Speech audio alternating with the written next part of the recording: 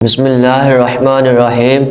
مسلم شریف کے حدیث پاک ہے، حضرت ابو ہریرہ رضی اللہ عنہ فرماتے ہیں کہ رسول اللہ صلی اللہ علیہ وآلہ وسلم نے ہم سے پوچھا کہ آج کس شخص نے روزے کی حالت میں صبح کی؟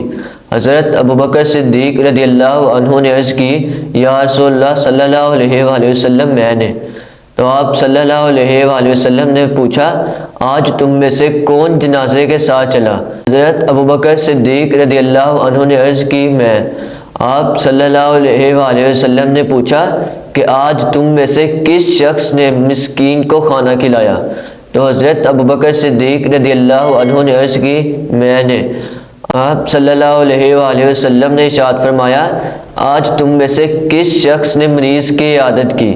حضرت ابوبکر صدیق رضی اللہ عنہ نے عرض کی، یا رسول اللہ صلی اللہ علیہ وآلہ وسلم میں نے۔